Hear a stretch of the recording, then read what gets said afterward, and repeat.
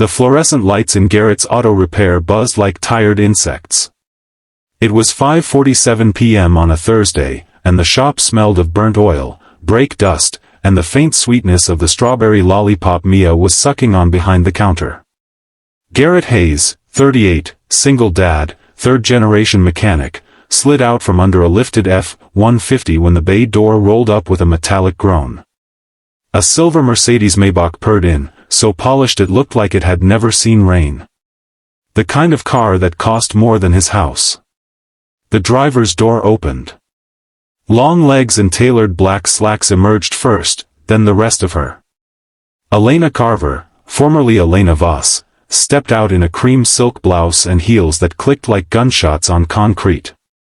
She carried a Hermes bag the way most people carried groceries. Her dark hair was pulled into a severe chignon. Her expression said she was already late for something more important than this. Garrett wiped his hands on a rag that had once been red. Recognition hit him low in the gut, the same way it had 15 years ago when she'd leaned across the console of his old Civic and whispered, "Gearhead," against his ear like it was a secret password. She didn't recognize him at first. Why would she? He had grease on his forearms, stubble that was 3 days past neat, and a faded tattoo of a timing chain on his left bicep. The boy she'd known had been lean, reckless, and smelled like cheap cologne and possibility. "I need this fixed immediately," she said, voice clipped. "The temperature gauge is climbing. It started shuddering about 10 miles back. I have a board meeting in 40 minutes. Garrett glanced at the car. "You drove it here like that?" "I didn't have a choice." He nodded once. "Pop the hood." She hesitated. CEOs weren't used to being told what to do, then leaned in and released the latch. He lifted the hood. Immediately he saw the problem: coolant weeping from the upper radiator hose, steam curling lazily. The auxiliary fan was screaming. Classic overheat about to turn catastrophic. Cracked hose, probably. Maybe a failing thermostat too. "You're lucky you made it here. Another mile and you'd be calling a tow for a seized engine." Her lips thinned. "How long?" 2-3 hours if I push. Parts are in stock. But you're not driving it anywhere tonight. That's impossible. I have investors. I heard. He met her eyes for the first time. "They'll survive without you for one evening, Ms. Carver." She stiffened. "Do I know you?" He let the silence sit a beat longer than necessary. "You used to." Her gaze darted to the name patch on his coveralls, G. Hayes, then back to his face. Color drained from her cheeks. "Garrett?" He gave a small nod. "Jesus." She laughed once, short and disbelieving. "You look older? Greasier?" He shrugged. "Time does that." She stared at him like she was trying to superimpose the memory of a 23-year-old with tousled hair and a crooked grin over the man standing in front of her. A small voice piped up from the office doorway. "Dad, is that lady gonna yell at you like the guy with the Corvette did?" Mia, 9 years old, braid swinging, safety glasses perched on her head like a crown, held a juice box in one hand and a torque wrench in the other. Elena's eyes flicked to the child, then back to Garrett. Something flickered across her face: surprise, calculation, maybe guilt. "This is Mia," Garrett said simply. "Mia, this is an old friend. Elena." "Hi." Mia waved the torque wrench. "You have a pretty car. Dad says German cars are fussy but worth it." Elena blinked, then softened, just a fraction. "Thank you, Mia. Your dad always did have good taste in cars." Garrett cleared his throat. "Let me get started.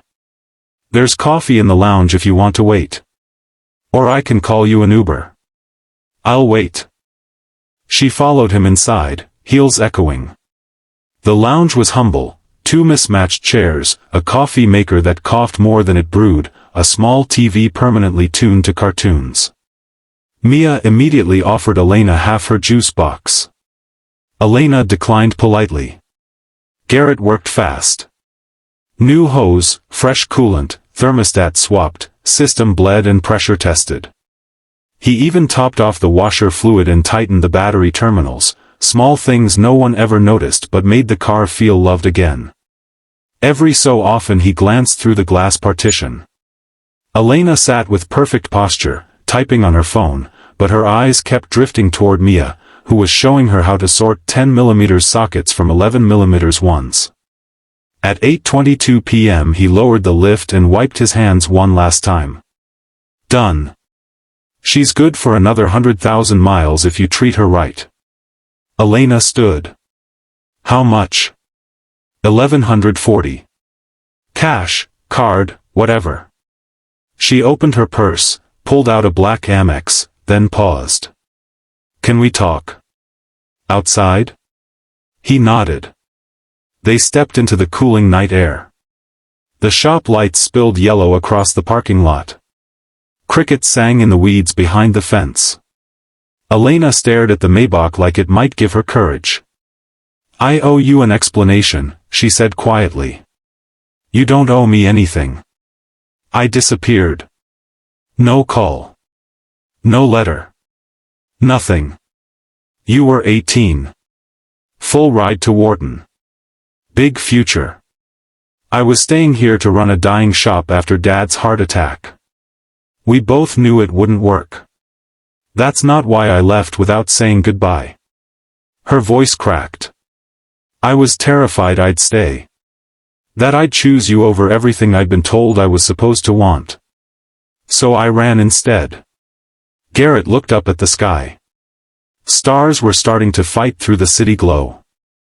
I waited 3 weeks, he said. Kept thinking you'd call. Then your mom answered your phone one day and told me you'd asked her to tell anyone who asked that you were moving on. He gave a dry laugh. Guess that included me. Elena closed her eyes. I was cruel. You were young. I looked for you. Years later. Facebook, Google, nothing. You went dark. Changed my number. Stayed off social. Got married at 24. Divorced at 29. Had Mia. Life happened. She looked toward the shop where Mia was visible through the window, spinning on an office chair. She's beautiful, Elena whispered. She's everything. Silence stretched thin. Elena reached out, hesitated, then brushed a streak of grease from his jaw with her thumb. The touch was so light it almost didn't register, except it did. I never forgot the way you called me Sparks, she said softly. Because I was always starting fires I couldn't put out. His throat tightened. He hadn't heard that name in 15 years. And I never forgot when you whispered gearhead in my ear at the quarry, he replied. Like it was the only thing that mattered. Her eyes shimmered. It was. Neither moved. I should go, she finally said. I've already ruined your evening. You didn't ruin anything. She opened her clutch, pulled out the card, but instead of handing it over she pressed a business card into his palm instead. My personal number's on the back. If Mia ever needs anything. Or if you just want to talk. I'm not the same person I was. But I'd like to try being someone better. Garrett looked down at the heavy card stock. Simple gold lettering. Elena Carver. No title. Just the name and a private cell. He met her gaze. Dinner, he said. Saturday. You, me, Mia. Pizza place on Maple. Nothing fancy.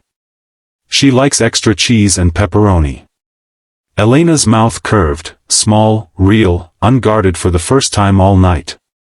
I like extra cheese too. Then it's a date. She exhaled, shoulders dropping like she'd been carrying something heavy for years.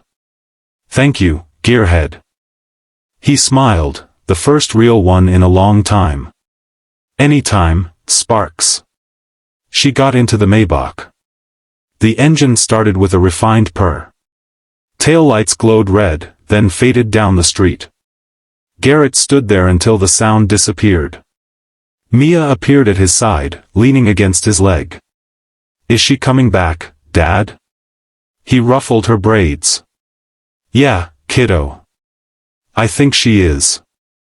Inside, he flipped the shop lights off one by one.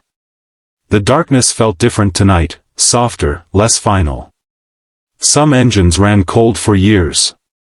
Then one day someone turned the key, and the whole thing roared back to life.